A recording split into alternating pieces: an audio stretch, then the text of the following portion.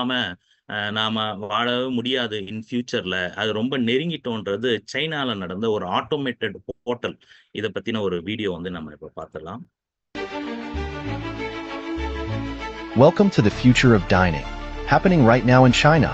No, this isn't CGI or a futuristic dream. It's reality. Imagine walking into a restaurant where no waiters rush around, no chefs yell orders across a noisy kitchen. Instead, robotic arms and AI-powered systems take care of everything, from cooking your food to delivering it straight to your table. It's not just a novelty, it's a game changer in how we think about dining out. Let's start with the heart of any restaurant, the kitchen. In China's automated restaurants, human chefs are replaced by robotic arms that work with unmatched precision. Picture a robotic arm effortlessly slicing fresh vegetables, stirring a wok, or boiling noodles to perfection. These machines are programmed to replicate the skills of master chefs, ensuring every dish is cooked just right. Whether it's a perfectly seared steak or a steaming bowl of noodles, the robots execute recipes with incredible consistency, speed, and hygiene. Once the food is ready, the magic continues. Say goodbye to waiters weaving through crowded dining rooms with trays of food. In these futuristic restaurants, robots take over the job of serving. Self-driving delivery robots glide smoothly between tables, carrying hot dishes with the utmost care. They use advanced navigation systems to avoid obstacles and ensure your order arrives piping hot. Some even greet diners with cheerful messages, making the experience not just efficient but fun and memorable. Customers also play a key role in this seamless system. Ordering is done via touchscreen menus or mobile apps, making the process quick and intuitive. You can browse a wide range of dishes, customize your preferences, and watch as your order comes to life in the open kitchen. Many of these setups even have screens showing the robotic arms at work, turning the meal into a live performance. It's like dinner and a show rolled into one. Beyond the spectacle, there's practicality. These robots don't just look cool, they address real challenges. With rising labor costs and the need for consistent quality, automation ensures every dish meets the highest standards. Plus, in a post-pandemic world, contactless dining offers an added layer of safety and reassurance for customers. But let's not forget about speed. In a busy hot pot restaurant, for example, robotic arms can prepare ingredients and serve dishes at lightning-fast speeds, keeping up with even the hungriest crowds. And because they're tireless, there are no delays or mistakes due to fatigue. This efficiency means shorter wait times and happier diners. What's remarkable is how widespread this trend is becoming in China. From fast food chains to high-end restaurants, automated dining is taking the country by storm. Each setup is tailored to the cuisine it serves, whether it's delicate sushi, sizzling stir-fries, or classic noodles. And the result? A dining experience that's as futuristic as it is delicious at SO. What does this mean for the future of restaurants? In China, it's clear that automation isn't just a gimmick. It's the next big step in the evolution of dining. It's a perfect blend of technology and tradition. ஓகேவா? So நாம எந்த உலகத்தை நோக்கி போயிட்டு இருக்கிறோன்றது நிறைய பேர் கண்ணுக்கு தெரியலையே அப்படின்ட்டு நம்ம பிஸ்னஸ்லாம் கேட்காம. ஸோ அவங்களுக்கு புரியுதோ புரியலையோ நாம இந்த மாதிரி ஒரு ஒரு சொஃபஸ்டிகேட்டடான ஒரு வேர்ல்டுக்குள்ள வந்து நம்ம போயிட்டு இருக்கிறோம்.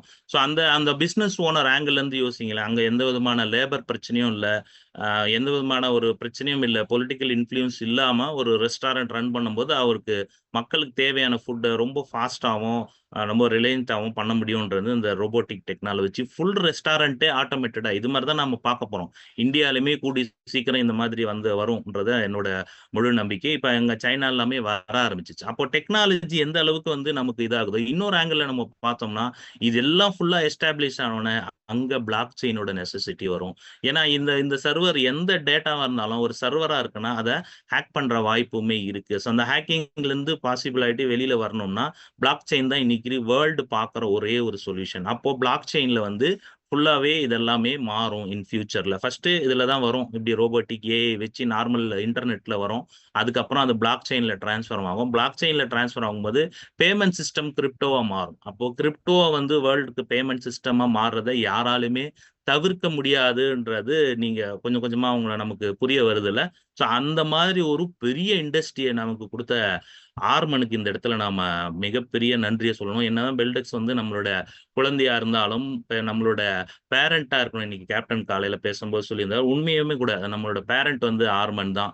ஸோ அப்பா, அம்மா வந்து நம்ம என்னைக்குமே மாத்த முடியாதுல்ல. ஸோ அந்த அளவுக்கு இந்த இடத்துல ஆர்மனுக்கு நம்ம மிகப்பெரிய ஒரு நன்றிய சொல்லிட்டு ஏன்னா இந்த அப்டேஷன் காரணமா இருக்கிறதே ஆர்மன் தான்.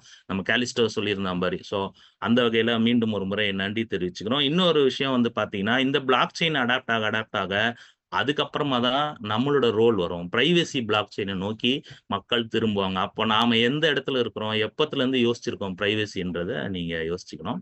அடுத்தது வந்து பார்த்தீங்கன்னா, இந்த இண்டஸ்ட்ரி எந்த மாரி ஒரு இண்டஸ்ட்ரின்னு ஒரு சின்ன வீடியோ தான் இது.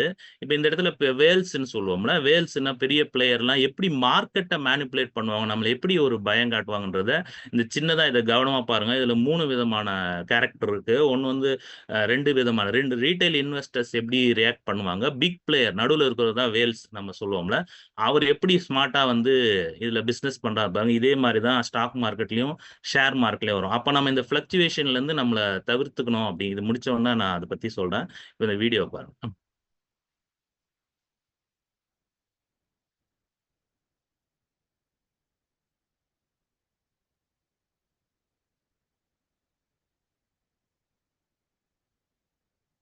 ஒரு நிமிஷம். play ஆகல.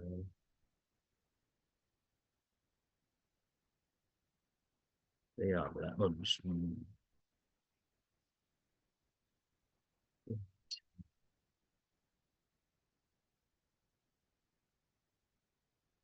Okay right. சார் நான் உங்களுக்கு அப்புறமா அது போடுறேன். உண்மையிலேயே அந்த வீடியோ நல்லா இருக்கும். நான் உங்களுக்கு அதுக்கப்புறம் ஷேர் பண்றேன். அது இது பண்ணல. சரி நம்ம இந்த மாசத்துக்கான அப்டேட்குள்ள நம்ம போயிரலாம். Welcome to the Beltex updates of January 2025. So first விஷயம் என்ன சொல்றாருன்னா, இவரு யாருன்னு நம்ம எல்லாருக்குமே தெரியும். சிசி. ஸோ பினான்ஸோட சிஇஓ. முன்னாள் சிஇஓ. இப்ப வந்து மாறி இருக்குன்னு வச்சுக்கங்களேன்.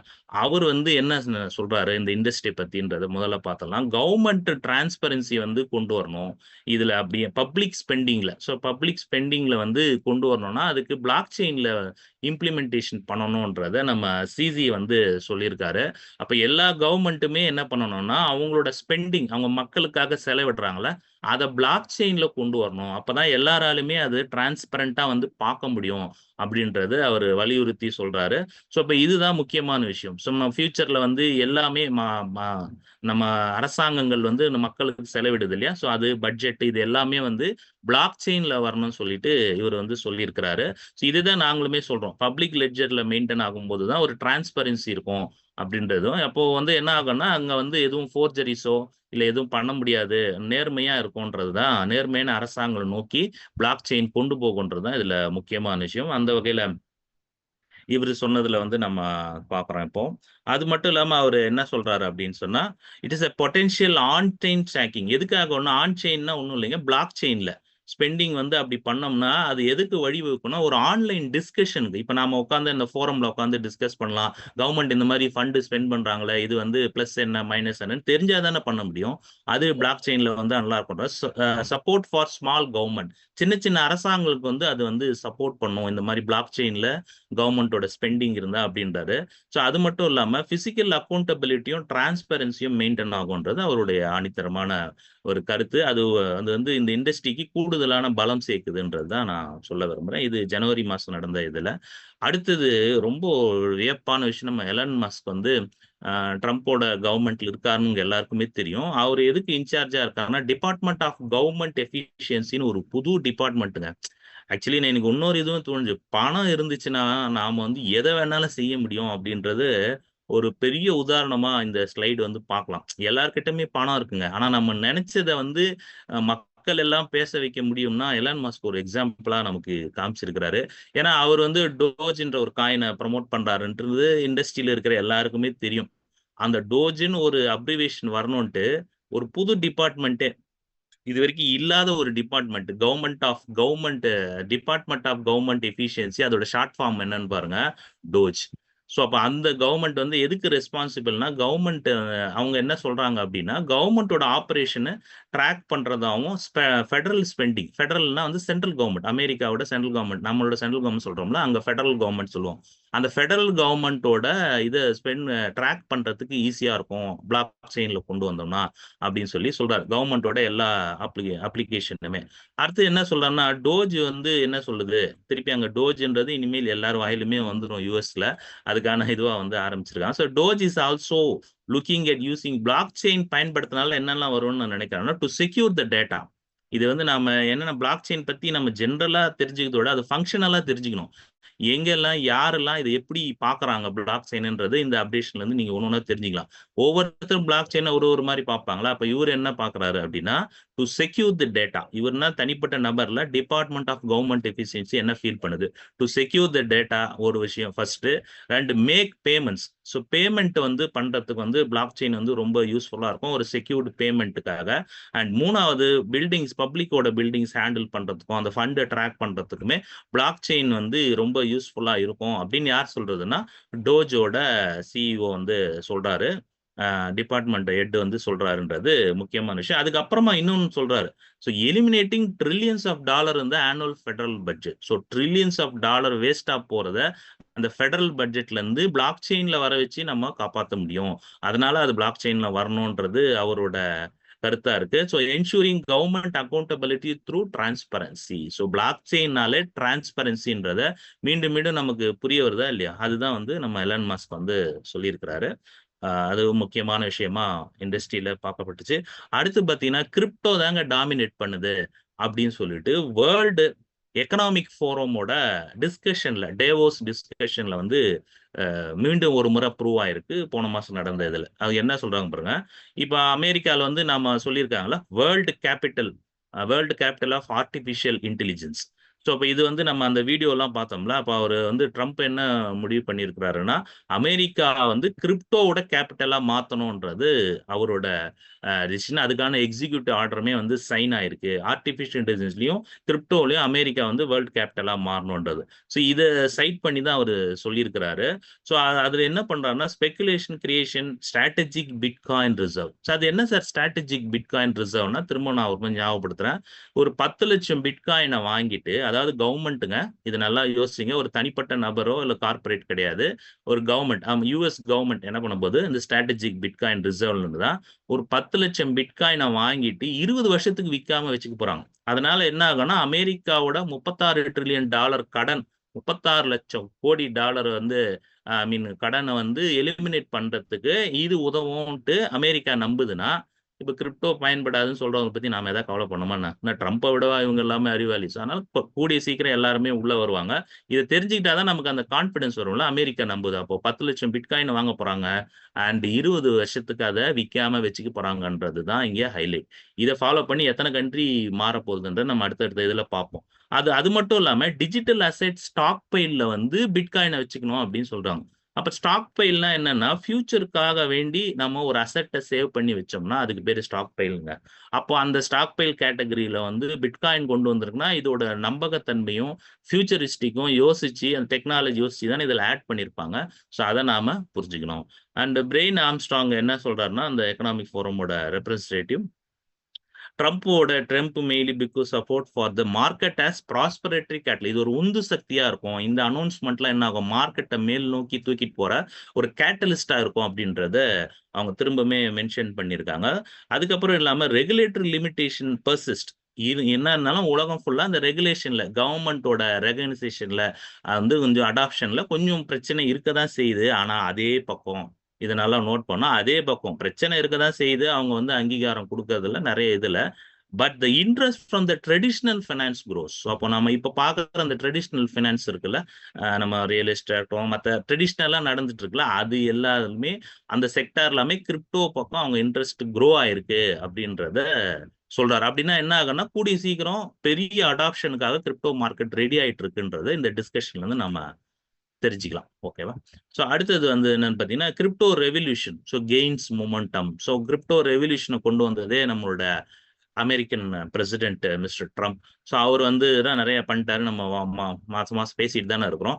அந்த வகையில் ஒரு வேர்ல்டு லிபர்ட்டி ஃபினான்ஷியல்ட்டு ஒன்று இருக்கு. ஸோ அதுக்கு வந்து சப்போர்ட் பண்றதுக்காக அவங்கள அலோவ் பண்ணியிருக்காரு. எதுக்குன்னா $48 மில்லியன் வந்து அந்த கிரிப்டோ வாங்குறதுக்கு. So BTC, ETH and other cryptos. So அதை வாங்குறதுக்கான பெர்மிஷன் வந்து அவங்களுக்கு கிடைச்சிருக்கு.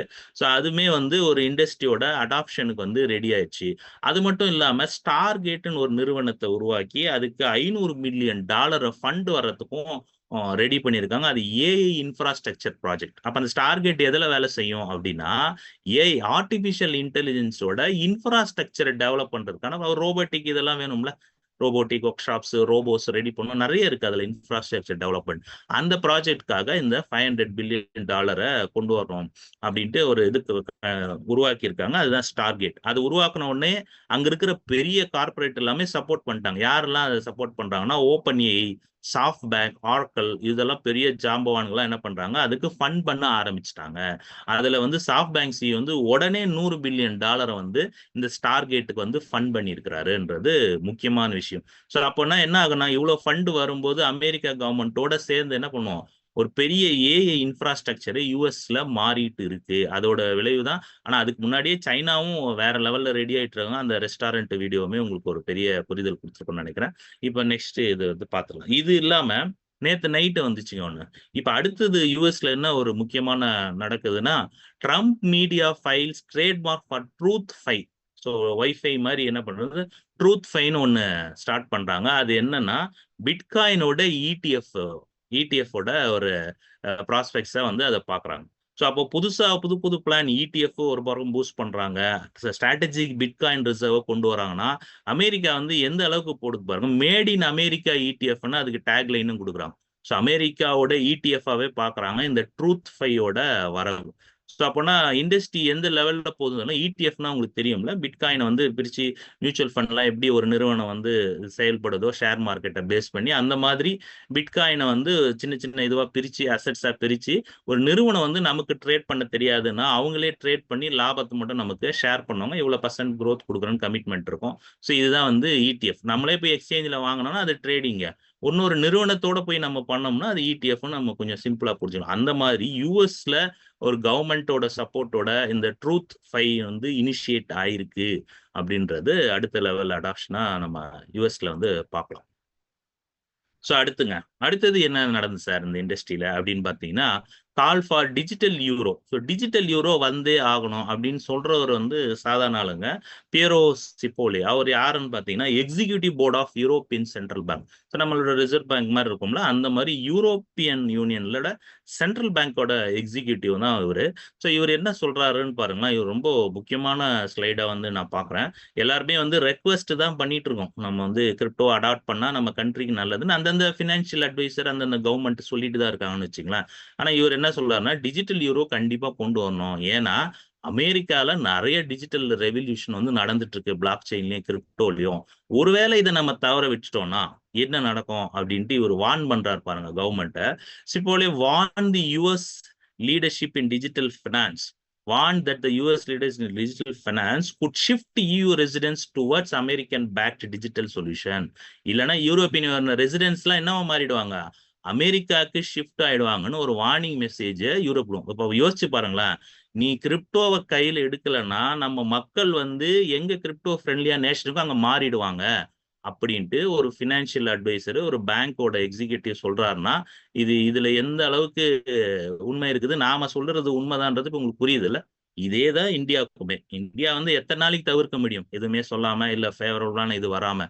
நிச்சயமா ஒரு நாள் வந்தே தீரும். இல்லைன்னா இதேதான் இந்த ஷிஃப்டிங் வந்து எல்லாருக்கும் காமன் தானே. யூரோப்பியன் மட்டும் நம்ம பார்க்கக்கூடாது, வேர்ல்டுக்கே வந்து இது எல்லாத்துக்கும் பொதுவான விஷயம். அப்போ அவங்க என்ன பண்ணுவாங்க, கண்டிப்பா வந்து கிரிப்டோக்கு அடாப்ட் பண்ணியே தீருவாங்க. அப்போ இது புல் மார்க்கெட்ன்றது இந்த மாதிரி ஸ்டேட்மெண்ட்லாம் மீண்டும் மீண்டும் நிரூபணம் ஆயிருக்கே பாருங்க. அதை நம்ம நோட் பண்ணணும் உங்களுக்கு கேட்டுக்கிறேன். அந்த Trump order proposes global framework for legitimate dollar backed stablecoins. So இதெல்லாம் வந்து ட்ரம்ப் வந்து டிசைன் பண்ணி டாலர் பேக்டு ஸ்டேபிள் காயின் கொண்டு வரதுல ஆர்வமா இருக்காரு. ஸோ இதெல்லாம் நம்ம வந்து இந்த போட்டியெல்லாம் சமாளிக்கணும்னா டிஜிட்டல் யூரோவை சீக்கிரமாவே கொண்டு வரணும்ன்றத அவர் வந்து சொல்றாரு. அதே தான் நம்ம ஊர்லயும் சிபிடிசி வந்து ரொம்ப மும்முரமா வேலை செஞ்சுட்டு இருக்காங்க. கூடிய சீக்கிரமே வந்து அது இம்ப்ளிமெண்டேஷன் ஸ்டேஜுக்கு வந்துரும்னு நம்ம எதிர்பார்க்கலாம். ஸோ அந்த வகையில கிரிப்டோ வந்து நீங்க வச்சிருக்கலாம்னு சஜஷன்லாம் சொல்ற காலம் போயிட்டு கவர்மெண்ட்டை வார்ன் பண்ற அளவுக்கு போயிருக்குதுன்னா இந்த இண்டஸ்ட்ரியோட ஸ்ட்ரென்த் என்னன்றது இப்போ வந்திருக்கிறவங்க தெரிஞ்சுக்கணும்னு நான் கேட்டுக்கிறேன். அண்ட் யூகேல அடுத்தது எங்க நடங்க லண்டன்ல யூகேல என்ன நடக்குது, யுனைடெட் கிங்டம்லன்னு பார்க்கலாம். கிரிப்டோ அடாப்ஷன் அவங்க ஒரு ஸ்டடி வந்து பண்ணாங்க. 2022 ஒரு ஸ்டடி பண்றாங்க. அங்க வந்து ஒரு 10% 5 மில்லியன், அதாவது ஒரு 5ன்னா 50 லட்சம் பேர் வந்து கிரிப்டோக்குள்ள இருக்காங்க. பட் ஆனா அது என்னவா இப்ப அடாப்ஷன் மாறி இருக்குன்னா 7 பில்லியனா மாறி இருக்கு. 70 லட்சம் மக்கள் அடல்ட் வந்து கிரிப்டோ வச்சிருக்கிறாங்க யூகேலன்றது ஒரு huge number. 12% of the population owns crypto. எதுலங்க? யூகேல அப்படின்னு இந்த சர்வே வந்து சொல்லுது. அது சொல்றவங்க யாருன்னா ஃபினான்ஷியல் கண்டக்ட் அத்தாரிட்டி எஃப்சிஏ அவங்க வந்து ஒரு அறிக்கையில சொல்லியிருக்காங்க. இது எவ்வளவு வேகமா அடாப்ட் ஆயிட்டு வருது பெரிய பெரிய கண்ட்ரீஸ்க்கு அப்படின்றது நம்ம இதுல இருந்தே தெரிஞ்சுக்கலாம். அப்ப அடாப்ஷன் அதிகமாகுது, அதுக்கான இன்ஃப்ராஸ்ட்ரக்சர் ரெடி ஆகும், அவங்களுக்கான ரெகுலேஷன்ஸ் ரெடி ஆகும். இது எல்லாமே அந்த அடாப்ஷனை பேஸ் பண்ணி நடக்கும்ன்றத தெரிஞ்சுக்கலாம். அண்ட் என்ன நடக்குதுன்னா cryptocurrency goes mainstream in யூகேல கூடிய சீக்கிரம் மெயின் ஸ்ட்ரீம் பேமெண்ட் சிஸ்டமா கிரிப்டோ மாறப்போகுது. எதுலன்னு பாத்தீங்கன்னா first British business must introduce crypto solution அப்படின்னு இந்த எஃப்சிஏ வந்து பரிந்துரைக்குது. அப்போ என்ன ஆகும் அப்படின்னா பிரிட்டிஷ்ல இருக்கிற பிசினஸ் மேன்ஸ் எல்லாத்துலயுமே என்ன ஆகும் போது கிரிப்டோ பேமெண்ட் சிஸ்டமா கூடி சீக்கிரம் மாறப்போகுது. For otherwise customers otherwise they are risk falling behind the competition. நீ குளோபல் காம்படிஷனுக்கு பின்னாடி நம்ம பிசினஸ் மேன் போயிடுவாங்க. அப்போ அந்த கிரிப்டோவோட இம்பார்ட்டன்ஸ் எவ்வளவு முக்கியமானதா இருக்குன்னு பெரும் பெரும் தலைவர்களோ ஆர்கனைசேஷன் சொல்லும்போது நமக்கு புரியுதுல்ல. ஸோ அதை நீங்க நம்மளுமே வந்து உணரணும்னு சொல்லி நான் கேட்டுக்கிறேன். நம்ம எந்த மாதிரி டைம்ல இருக்கணும். அது மட்டும் இல்லாம யூகேல அந்த கேம்பிரிட்ஜ் யூனிவர்சிட்டி வேர்ல்டு ஃபேமஸான ஒரு யூனிவர்சிட்டி அவங்க ஒரு ஆர்டிகல் வந்து போட்டிருந்தாங்க. Second global crypto asset regulatory landscape study. சரி, இது வந்து ஃபுல்லா ரெகுலேஷன் பண்றதுக்கு கவர்மெண்ட் வந்து அவங்க கிட்ட சொல்லியிருந்தாலும் அவங்க ஒரு ஸ்டடி பேப்பரே ரெடி பண்ணி ரிசர்ச் பேப்பர் வந்து பப்ளிஷ் பண்ணியிருக்கிறாங்க. அதுல யூகே வந்து எப்படி எல்லாம் இம்ப்ளிமெண்ட் பண்ணணும் கிரிப்டோன்றதை தெளிவா வந்து அந்த கொடுத்துருக்குறாங்க. ஸோ அதுவுமே இந்த இடத்துல இம்பார்ட்டண்டா நான் சொல்லணும்னு நினைச்சேன். ஸோ வேகமா நடந்துட்டு இருக்குன்றதை நமக்கு புரியணும்ல. அடுத்து வந்து பாத்தீங்கன்னா இந்த இடிஎஃப் அப்ரூவல் கொடுக்கறது அமெரிக்கால வந்து ஒரு பெரிய ஆர்பிஐ மாதிரி ஒரு நிறுவனம்னா அந்த செக்யூரிட்டி எக்ஸ்சேஞ்ச் கவுன்சில் அது வந்து ரொம்ப முக்கியமானது. அவங்க என்ன சொல்லியிருக்காங்கன்னு பார்க்கலாம். அவங்க வந்து என்ன பண்றாங்க, அந்த SAB 121ன்றது அந்த பணியாளர்கள் இருக்கும்ல, இப்ப நம்ம டிஎன்பிசியில் இருக்கல, இப்போ தமிழ்நாடு கவர்மெண்ட் ஸ்டாஃபுக்குன்னு ஒரு டிபார்ட்மெண்ட் இருக்குது. அதே மாதிரி சென்ட்ரல் கவர்மெண்ட் ஸ்டாஃப் டிபார்ட்மெண்ட் இருக்கலாம். அந்த மாதிரி யூஎஸ்ல SAB 121ன்றது ஸ்டாஃப் அக்கௌண்டிங் புல்லட்டின் அப்படின்ற ஒரு புல்லட்டின்ல ஒரு சேஞ்சஸ் வந்து கொண்டு வந்திருக்காங்க. Financial firms holding crypto to report them as liabilities. முதல்ல வந்து ஒரு சட்டம் இருந்துச்சுங்க முன்னாடி இருந்த கவர்மெண்ட், நீங்க எல்லாம் கிரிப்டோ எல்லாம் வந்து அந்த லயபிலிட்டிஸ்ல வந்து நீங்க கணக்கு காட்டணும், காட்டியே தீரணும்ன்ற ஒரு ஆர்டர் ஒன்று இருந்தது. அதை வந்து அவங்க ரீவோக் பண்ணியிருக்கிறாங்க, அதை வந்து அவங்க எலிமினேட் பண்ணியிருக்கிறாங்கன்ட்டு இந்த ரூல் சொல்லுது. அப்போனா இப்போதான் கொஞ்சம் அங்க இருக்கிற பிசினஸ் மேன்லாம் கொஞ்சம் ரிலாக்ஸா இருக்கிறாங்க. ஸோ இந்த முடிவை வந்து என்ன பண்றாங்கன்னா நம்மளோட செனட்டார் வந்து அமெரிக்காவோட எம்பின்னு வச்சுக்கோங்க, இந்தியாவில் எம்பின்னு சொல்லுவோம், அங்கே செனட்டா சொல்லுவோம், சிந்தியா லூமிஸ். ஸோ அவங்க அடுத்த ஸ்லைடுமே அவங்கள பத்தி வருது. என்ன சொல்றாங்க, அவங்க வரவேற்றிருக்காங்க இந்த SAB 121ஓட இதை வந்து ரீவோக் பண்ற இந்த டெசிஷனை அவங்க வரவேற்றிருக்காங்க. Step towards innovation better financial ப்ராக்டிஸை வந்து இது கொண்டு வரும் அப்படின்னு சொல்லி அவங்க நம்புறாங்க. இன்னொன்று வந்து என்ன சொல்றாங்கன்னா, it removes barriers for financial institution scale crypto custody service. Scale பண்ணும், அதை ஃபாஸ்டர் பண்ணும், அந்த லேக் எதுவும் இல்லாம பார்த்துக்கும். எதுனா கிரிப்டோ கஸ்டடி சர்வீஸ். இப்போ இனிமேல் என்ன பண்ணும், பேங்க் எல்லாமே டைரக்டா கிரிப்டோவை சர்வீஸ் கொடுக்க ஆரம்பிக்கும்ன்றது அந்த SAB 121ஓட முக்கியமான விஷயம். அதை வந்து ரீவோக் பண்ணதுக்கான முக்கியமான விஷயம். ஓகேவா? அப்போ வந்து இண்டஸ்ட்ரி அடாப்ஷன் இன்னும் வேகமா வளரும் அப்படின்றது தான். இந்த செக் சேர்மன் எல்லாம் மாத்தி ட்ரம்ப் என்னெல்லாம் பண்ணாருன்னு உங்களுக்கு முன்னாடியே வந்து தெரியும். அதுக்கான இதை வந்து நம்ம இப்போ பார்க்கறோம். ரைட். ஸோ இது ரொம்ப ரொம்ப முக்கியமான விஷயமா இந்த மாசம் வந்து எல்லாராலையும் பேசப்பட்டது. என்னன்னா, நம்மளோட எத்திரீமோட ஃபவுண்டர் விட்டாலிக் பியூட்டரின் அவர் என்ன சொல்றாரு அப்படின்னா, இன்னைக்கு மார்க்கெட்ல நிறைய காயின் இருக்குங்க. ஸோ டெக்னிக்கல் காயின் இருக்கு, மீம் காயின் இருக்கு, ஒன்றுத்துக்குமே யூஸ் ஆகாத காயின்ல மீம் காயின்ஸ்ல நிறைய பம்ப் பண்ணி என்ன பண்ணுது, மக்களை நிறைய பணத்தை உள்ள இது பண்ணி அதுக்கப்புறம் அது இல்லாமல் போயிடுது. இதுக்கெல்லாம் காரணம் என்னன்னா, நாம குடுக்குற மாரி நாலேட்ஜ் யாரும் குடுக்குறது இல்லைங்க. அப்ப என்னவோ கிரிப்டோன்னு வந்தா போதும். சின்ன பணம் போட்டா பெரிய பணம் எடுக்கலாம். அத வந்து ஒரு அனலைசிஸ் பண்றதுக்கு காயின் அனாலிசிஸ்ன்னு ஒரு விஷயம் இருக்கு. அந்த காயின் மார்க்கெட் கேப்ல போய் பண்ணலாம். இல்ல காயின் ஜெக்கோல போய் பண்ணலாம். அது எந்த இடத்துல இருக்கு? அதோட வெப்சைட் என்ன? அவங்க ஃபியூச்சரிஸ்டிக் ப்ராஜெக்ட் என்ன? அவங்களோட லிக்விடிட்டி எவ்வளவு இருக்கு? இந்த மாரி நெறைய விஷயம் இருக்குங்க. அதெல்லாம் பார்த்து நம்ம அனலைஸ் பண்ணும்போது தான் ஒரு சரியான ப்ராஜெக்ட்ட நம்ம தேர்ந்தெடுத்து இன்வெஸ்ட் பண்ண முடியும். ஆனா, இதெல்லாம் தெரியாதவங்க என்ன பண்ணுவாங்க? ஏன்னா, இப்போ ஒரு விஷயம் யோசிச்சீங்களா? ஒரு டாக்டர் ஆகணும்னா, ஒரு 5 1/2 வருஷம் வந்து அவர் வந்து ஸ்ட்ரிக்ட்டா பிராக்டிஸ் பண்ணி, ஃபாலோ பண்ணியிருந்தா தான் அவங்க வந்து ஒரு டாக்டர்ன்னு சொல்றோம். ஓகேவா? அதே மாரி லாயர்னாலும் ஒரு 3 1/2 வருஷம் பிராக்டிஸ் பண்ணா தான் லாயர். ஆனா, ட்ரேடர்னா நேத்து கத்துக்கிட்டு இன்னைக்கு ட்ரேடிங்ல உள்ள குதிச்சோம்னா என்ன ஆகும்? எந்த நாலேட்ஜுமே இல்லாம பண்றது ட்ரேடிங்ன்னு இப்போ ஆரம்பிக்கிறாங்க. நெறைய பேர் எக்ஸ்பீரியன்ஸ் ட்ரேடர்ஸுமே இருக்கிறாங்க. ஆ நம்ம கேப்டன் மாரியோ, இல்ல நம்ம காலிஸ்டோ மாரியும் ஆல்ரெடி ட்ரேடிங்ல நெறைய கத்துக்கிட்டு சர்வீஸ் பண்ணுவாங்க. ஆனா புதுசா வர ட்ரேடர்ஸ் எந்த நாலேட்ஜுமே எடுத்துக்காம டக்குன்னு போய் ட்ரேட் பண்றதோட விளைவு என்ன ஆகுதுன்னா, நெறைய லாஸஸ் ஆகுது. அந்த வகையில இவரு இண்டஸ்ட்ரி வந்து ஒரு ஆரோக்கியமா போகலன்றதுக்கு உதாரணம் காட்டுறாரு. எத்தீரியம் ஃபவுண்டர் என்ன சொல்றாரு, பொலிட்டிக்கல் காயின் வந்து நமக்கு வந்து சரியான ஒரு ஆரோக்கியமான குரோத் இல்ல இந்த இண்டஸ்ட்ரிக்குன்னு சொல்றாரு. அவர் எத சொல்றாருன்னு உங்க எல்லாருக்குமே தெரியும். ஏன்னா நம்ம பிரசிடென்ட் ட்ரம்ப் வந்ததுக்கு அப்புறம் அவர் பேர்லயே காயின் வந்துச்சு. ட்ரம்ப் காயின்ன்றது 2, 3 நாள்லயே 500 பில்லியன் சொத்த வந்து அதாவது சிம்பிளா சொல்லணும்னா அவரோட சொத்து டபுள் ஆக்குச்சு 3 நாளு இந்த கிரிப்டோக்குள்ள வந்ததுன்னா, எவ்வளவு பெரிய குரோத் வந்து அது குடுத்துருக்கோம்னு பாருங்களேன். ஸோ அப்ப அந்த மாதிரி வந்து பண்ணோம்னா, இந்த இண்டஸ்ட்ரியோட பார்வை வந்து மாறும்ன்ட்டு இவரோட பார்வைய வந்து வச்சிருக்காரு. Foreign governments to influence the US president by purchasing token through back channels or directly. இது வந்து ஃபாரின் கவர்மெண்ட்டோட இன்ஃப்ளூயன்ஸ் மாரி இத கொண்டு போறாரு. அது இல்லாம அவர் சொல்றது எந்த டோக்கன் சொல்றாருன்னா, Trump coin. Calling them as short term distraction. அது வந்து இண்டஸ்ட்ரியோட ஒரு ஷார்ட் டெர்ம் டிஸ்ட்ராக்ஷன கொண்டு வருது. ஏன்னா இந்த இண்டஸ்ட்ரி அதுக்காக வரலீங்க. என்ன வந்திருக்குதுன்னா, வெல்த் பில்டிங் டூலா கிரிப்டோவ பார்க்காம, ஒரு ஷார்ட் டெர்ம் கெயின்க்காக பார்க்க ஆரம்பிச்சோம்னா, அது ஆரோக்கியமானதா இருக்காது. அப்படின்ட்டு இவர் வந்து வார்ன் பண்றாரு அப்படின்னு நம்ம எடுத்துக்கலாம். இது also urged voters assess politicians values beyond pro crypto claims. நான் கிரிப்டோக்கு ஆதரவா இருப்பேன். நான் கிரிப்டோக்காக எல்லாமே பண்ணுவேன். இந்த இண்டஸ்ட்ரியை தூக்கி நிறுத்துவேன். அப்படின்னு கிளைம் பண்ணிட்டு உள்ள வந்தவொடனே என்ன பண்றாங்க? அவங்களோட ஆக்சுவல் ஃபேஸ் தெரியுதுன்னு அவர் டெலிபரேட்டாவே வந்து வார்ன் பண்றாரு. இப்ப இதெல்லாம் நமக்கு என்ன பிளஸ்ன்னா, இவங்கெல்லாம் இப்படி சொல்றதுனால இனிமேல் இண்டஸ்ட்ரி வந்து ஆரோக்கியமா போகும். ஏன்னா எல்லாருமே இத கவனிக்கிறாங்க. அது பொலிட்டிக்கல் ஆங்கிள்லயுமே பார்க்க ஆரம்பிச்சுட்டாங்கன்னும் போது மக்களுமே யோசிக்க ஆரம்பிப்பாங்கல்ல. இவர் கிரிப்டோ சப்போர்ட்டர் ஆகாரு. இவர் என்ன பண்றாரு வந்துட்டு யோசிக்க ஆரம்பிக்கும்போது, இது அப்படியே ஸ்ட்ரீம்லைன் ஆயிட்டு வரும். இந்த மாரி பெரிய ஆட்கள் பேசும்போது தான் இந்த இண்டஸ்ட்ரி வந்து ஒரு நல்ல அடுத்த இடத்துக்கு போகும்ன்றது இந்த ஸ்லைட் ரொம்ப முக்கியமான விஷயம். அடுத்தது நம்ம லாரி ஃபிங்க்ங்க. ஸோ லாரி ஃபிங்க் என்ன சொல்றாரு? பிளாக் ராக்கோட சிஇஓ. இவங்க தெரியாததுக்காக சொல்றாங்கன்னா, இப்ப இந்தியாவோட 3 மடங்கு பணம் இருக்கு. இந்தியாவோட கவர்ன்மென்ட் பட்ஜெட்டோட நம்மளது 3 டிரில்லியன்னா அவர்கிட்ட 10 டிரில்லியன் இருக்கு. அவ்வளவு பெரிய பணக்காரரு வந்து லாரி ஃபிங்க். அவர் என்ன சொல்றாருன்னா, ஏன்னா அந்த வெயிட்டேஜ் உங்களுக்கு தெரியணும். Tokenisation of bonds and stocks வந்து சீக்கிரமா செக்யூரிட்டி எக்ஸ்சேஞ்ச் கவுன்சில் என்ன பண்ணும்? அப்ரூவ் பண்ணிடணும். அப்படி பண்ணாதான் இந்த இண்டஸ்ட்ரிய வந்து அடுத்த லெவலுக்கு போ முடியும் அப்படின்றத அவர் வந்து சஜஷன் வந்து குடுக்குறாரு. அதை எத வந்து இது பண்ணும்? இன்னொரு விஷயம் ஒண்ணு சொல்றாரு. இந்த கிரிப்டோ இண்டஸ்ட்ரியோட மிகப்பெரிய ஸ்ட்ரென்த்தா நான் பார்க்கல, நீங்க பார்க்கலீங்க. ஆனா லாரி ஃபிங்க் வந்து என்ன சொல்றாருன்னா, round the clock trading. Transparency ஒண்ணு. அது எல்லாருக்குமே தெரியும். வெளிப்படைத்தன்மை இருக்குது. பிளாக் செயின் வந்துச்சுன்னா வெளிப்படைத்தன்மை இருக்கு. இந்த இண்டஸ்ட்ரியில இருக்குது. எல்லாருக்குமே தெரியும். அதோட இல்லாம ரவுண்ட் த கிளாக் ட்ரேடிங்க வந்து அவர் ஸ்ட்ரென்தன் பண்றாங்க.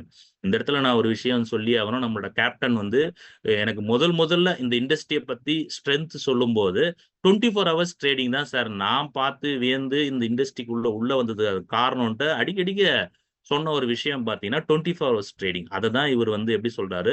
Round the clock trading. நீங்க எந்த அசெட் வச்சிருந்தாலும் 24 மணி நேரத்துல அத லிக்விடேட் பண்ண முடியாதுன்றது உங்களுக்கு தெரிஞ்ச விஷயம். இப்போ 2 மணிக்கு பணம் வேணுங்க. அர்ஜென்ட்டா பணம் வேணும்னா, நீங்க ஷேர்ஸ் வச்சிருந்தாலும், அதாவது ஸ்டாக் மார்க்கெட்டோட ஷேர்ஸ் வச்சிருந்தாலும், இல்ல மியூச்சுவல் ஃபண்ட் வச்சிருந்தாலும், இல்ல இன்சூரன்ஸ் வச்சிருந்தாலும், இல்ல கோல்டு வச்சு நீங்க என்ன பிசிக்கல் அசெட் வச்சிருந்தாலுமே, அந்த நடுராத்திரில நம்மளால லிக்விடேட் பண்ண முடியாது. ஆனா கிரிப்டோ இருந்துச்சுன்னா, வித்தின் 5 மினிட்ஸ்ல லிக்விடேட் பண்ணி அக்கவுண்ட்க்கு வர வச்சு, நாமளால செலவு பண்ணவும் முடியும். ஸோ அந்த ரவுண்ட் த கிளாக் ட்ரேடிங்ன்றது இந்த இண்டஸ்ட்ரியோட பெரிய ஸ்ட்ரென்த்துங்க. ஆனா அது லாரி ஃபிங்க் கண்டுபிடிக்க முன்னாடியே நம்ம கேப்டன் கண்டுபிடிச்சு நமக்கெல்லாம் எஜுகேட் பண்ணியிருக்காருன்னா, அது எவ்வளவு பெரிய விஷயம் பாருங்க. இந்த இடத்துல அவருக்கு என்னுடைய நன்றிகள மனமார்ந்த நன்றி தெரிவிச்சுக்கிறேன். அடுத்து பார்த்தீங்கன்னா, டோக்கனைஸ்டு பாண்ட்ஸ் அண்ட் ஸ்டாக்ஸ் வந்து என்ன பண்ணும் அப்படின்னா, டெஃபி பிளாட்ஃபார்ம். ஸோ இந்த குடுக்கல் வாங்கல் எல்லாமே பிளாக் செயின்ல பண்றோம்ல, அது எல்லாமே வந்து டெஃபின்னு சொல்லுவோம். அது சிம்பிளா சொல்லணும்னா. ஸோ அதுக்கு வந்து அது ஊக்குவிக்கும். And introducing new asset class and revenue stream. So புது புது பணக்காரர்களும் புது புது அசெட் கிளாஸையுமே வந்து இந்த இண்டஸ்ட்ரி ஆரோக்கியமா உருவாக்கும். எப்படின்னா டோக்கனைசேஷன் ஒன்றும் இல்லைங்க. டோக்கனைசேஷனா இப்போ ஒரு எல்ஐசி பில்டிங் இருக்குன்னா அது வந்து கவர்மெண்ட் தான். நான் உதாரணம் சொல்றேன். அதை நம்ம வாங்கணும்னு நினைச்சோம்னா அதுக்கு ஒரு பெரிய பில்டிங் பெரிய செலவாக முடியாது. ஆனா அதுவே சின்ன சின்ன பார்ட் பார்ட்டா பிரிச்சு அது ஒரு டோக்கன் மாதிரி இது பண்ணா நாம அதை வாங்க முடியும்ல. அப்போ அதுல ப்ராஃபிட் வந்துச்சுன்னா ஒரு ஸ்பென்சர் பிளாஸா வச்சுக்கலாம். எல்ஐசி விட்டுருவோம், ஸ்பென்சர் பிளாஸா வச்சுக்குவோம். ஸ்பென்சர் பிளாஸாவை நம்ம போய் வாங்க முடியுமான்னா வாங்குறதுக்கு முடியாது. ஏன்னா அவ்வளோ கோடிலாம் நம்ம கிட்ட இல்லை. ஆனா அதை டோக்கனைஸ் பண்ணி பிளாக் செயின்ல ரிலீஸ் பண்ணாங்கன்னா யார் வேணாலும் அந்த ஷேர்ஸ் மாதிரி அதை வாங்கி வைக்கலாம். நாமளுமே ஸ்பென்சர் பிளாஸாக்கு ஓனர் ஆகலாம். கரெக்டா? அந்த மாதிரி ஒரு சிஸ்டம் ரியல் வேர்ல்டு இதுக்கு வர்றது தான் இந்த டோக்கனைசேஷன் அப்புறம் பாண்ட்ஸ்ன்னு சொல்றாரு. நிச்சயமா அது புதிய அசெட் கிளாஸ் வந்து நமக்கு உருவாக்குன்றதுல சந்தேகம். இவங்க தாங்க அந்த செனேட்டர் சிந்தியா லூமிஸ்ன்றவங்க. அவங்க வந்து என்ன சொல்றாங்க அடுத்தது அப்படின்னு senator Lummis leads the digital asset subcommittee. இப்போ நம்ம யூஎஸ்ல வந்து பார்த்தீங்கன்னா டிஜிட்டல் அசெட் சப் கமிட்டி ஒன்று ஃபார்ம் பண்ணியிருக்கிறாங்க. அதை வந்து இவங்க தான் லீட் பண்றாங்க. சரி, ரைட். இவங்க என்ன சொல்றாங்க அப்படின்னு பார்த்தீங்கன்னா senate banking sub committee digital assets வந்து என்ன சொல்லுது அப்படின்னு பார்த்தீங்கன்னா ஸ்டேபிள் காயினோட ரெகுலேஷன்ஸ் வந்து கொண்டு வரணும். இப்போ எப்படிலாம் இருந்தால் ஸ்டேபிள் காயின் இது வந்து அசெட்ல வருமா கமாடிட்டில இந்த மாதிரி ஒரு கிளியர் ரெகுலேஷன் வந்து கொண்டு வரணும்ன்றத அவங்க ப்ரப்போஸ் பண்றாங்க. பிளஸ் வந்து பிட்காயின் ஸ்ட்ராட்டஜிக் ரிசர்வ் முதல்ல சப்போர்ட் பண்ணது இவங்க தான். அதுவே திரும்ப வந்து ஸ்ட்ரென்தன் பண்றாங்க, ஸ்ட்ராட்டஜிக் ரிசர்வ் கொண்டு வரணும் அப்படின்னு சொல்லிட்டு. And potential establishment of US strategic bitcoin reserve supported state level efforts and industry figures. State லெவல்ல எந்தெந்த நடவடிக்கை எடுக்கணுமோ யூஎஸ் ஸ்டேட்ல அண்ட் இண்டஸ்ட்ரி ஃபிகர்ஸ் இன்க்ரீஸ் பண்றதுக்கும் இவங்களோட லீடர்ஷிப் வந்து ரொம்ப யூஸ்ஃபுல்லா இருக்கு. ஸோ அப்போ இவங்க கொண்டு வந்த அந்த பிட்காயின் ஸ்ட்ராட்டஜிக் ரிசர்வ் மற்ற கண்ட்ரியில வந்து எப்படி எல்லாம் இம்ப்ளிமெண்ட் ஆயிருக்குன்றத கொஞ்சம் பாருங்களேன். ஸோ அப்போ இதெல்லாம் வந்து பார்த்தீங்கன்னா லேட்டஸ்டா இருக்கிற கண்ட்ரிஸ் இந்த பிட்காயின் ஸ்ட்ராட்டஜிக் ரிசர்வ் நோக்கி வந்துட்டு இருக்கு. அர்ஜென்டினா, பிரேசில், சிலி, அப்புறம் இந்த check, El Salvador, Germany, Hong Kong, Japan, Poland, Russia, Switzerland, United states. அப்ப அந்த பிடிசி வந்து ஒரு யூஎஸ் கையில எடுத்த உடனே இதுல ஃபுல் இம்ப்ளிமெண்ட் ஸ்டேஜ்ல எங்க இருக்குன்னு பாத்தீங்கன்னா இந்த 3 இது இருக்குல்ல, 3 ஸ்டேஜ்ல அது எல் சால்வடார் எல்லா ஸ்டேஜையும் கடந்து இவங்க வந்து பிட்காயினை அக்குமுலேட் பண்ணவே ஆரம்பிச்சிட்டாங்க. இந்த ஸ்ட்ராட்டஜிக் பிட்காயின் ரிசர்வ் எடுத்துன்னு வந்து என்ன பண்ணிட்டாங்க, மார்க்கெட்ல போய் பிட்காயின் வாங்கிட்டு இருக்காங்க. யாருன்னா எல் சால்வடார். அவங்க தான் வந்து ஃபர்ஸ்ட் கண்ட்ரி பிட்காயினை லீகல் டெண்டரா அறிவிச்ச முதல் நாடு இது எல் சால்வடார். இங்க நிறைய பேருக்கு தெரியாதனால சொல்றேன் நானு. என்னன்னா அங்க போய் நீங்க டீ குடிச்சாலும் காஃபி குடிச்சாலும் சேலரி வாங்கினாலும் அவங்க நாட்டுக்கு பணமே இல்லை. பிடிசியை தான் அவங்க பணமா அடாப்ட் பண்ணிட்டாங்க. இவங்களும் சென்ட்ரல் ஆப்பிரிக்கன் ரிபப்ளிக் கார்ன்னு சொல்லுவோம். அந்த 2 கண்ட்ரி தான் வேர்ல்டுலயே வந்து இப்போ பிட்காயினை லீகல் டெண்டரா அறிவிச்சு செயல்படுத்திட்டு இருக்கிற இது. இதோட விளைவு என்னன்னா எல் சால்வடார் இன்னைக்கு கிரெடிட் ஃப்ரீ கண்ட்ரி, கடன் இல்லாத நாடா முன்னேறிட்டு வந்துட்டு இருக்கு. அது மட்டும் இல்லாம வேர்ல்டு ரிச்சஸ்ட் கண்ட்ரியாகவும் எல் சால்வடார் சீக்கிரமே வரும். ஏன்னா அவங்களோட சொத்து மொத்தமே பிட்காயினுங்க. மக்கள் கையில இருக்கிறதும் பிட்காயின், கவர்மெண்ட் கிட்ட இருக்கிறதும் பிட்காயின் போது அந்த இது எங்க கொண்டு போகும்னு பாருங்க. 1 கோடி 2 கோடி 3 கோடி எல்லாம் பிட்காயின் போகும்போது அவங்களோட சொத்து எப்படி வரும் பாருங்க. அதனாலதான் வேர்ல்டு ரிச்சஸ்ட் கண்ட்ரியா மாறுறோம். இது எல்லாருமே கவனிக்கிறாங்க. அதனாலதான் இத்தனை பேர் என்ன பண்றாங்க, அப்ப நாங்களும் எங்களோட கஜானால என்ன பண்றோம், பிட்காயினை வாங்கி வச்சுக்கிறோம். பிட்காயின் ஓரளவுக்கு தாங்க அடாப்ட் பண்ண முடியும். அதுக்கப்புறம் அடுத்தடுத்த லெவல் டெக்னிக்கல் கிரிப்டோலாம் வாங்க ஆரம்பிக்க போறாங்க. அதே மாதிரிதான் எத்தீரியமோட இது இடிஎஃப் வந்திருக்கு, சொலானாவோட இடிஎஃப் வந்திருக்கு. அந்த மாதிரி ஒவ்வொருத்தருமே வரப்போறாங்க. இப்ப யுனைடெட் ஸ்டேட்ஸ் என்ன ஸ்டேஜ்ல இருக்குன்னா லா கொண்டு வந்துட்டாங்க, பட் இன்னும் பிட்காயின் பர்ச்சேஸ் பண்ண ஆரம்பிக்கல. இப்போ ரஷ்யாவும் வந்து எல்லாமே செகண்ட் ஸ்டேஜ்ல லெஜிஸ்லேட்டிவ் வந்து ப்ரொசீஜருக்கு உள்ள வந்துட்டாங்க. இது எல்லாருமே லா கொண்டு வரணும், பிட்காயின் வாங்கணும். அதுதான் அந்த 2 ஸ்டேஜ் தான். அது இந்த 2-3 மாசத்துக்குள்ள இது ஃபுல்லாவே கம்ப்ளீட் ஆகும்போது எத்தனை பேருக்கு எத்தனை கவர்மெண்ட் போய் கிரிப்டோ வாங்க போகுதுன்றது புரிஞ்சுங்க. நீங்க நான் வாங்கணுன்றது மேட்டர் கிடையாதுங்க. கவர்மெண்டே போயிட்டு வாங்க போகுதுன்றது தான் இப்ப மேட்டர். ஓகேவா? இப்ப இது புரிஞ்சிருக்கும்னு நினைக்கிறேன் இந்த இதனால. Okay, right. இப்ப அடுத்தது வந்து என்ன பாக்குறோம் அப்படின்னா கன்சாஸ்ன்றது யூஎஸ்ல இருக்கிற ஒரு மாகாணம், ஒரு state.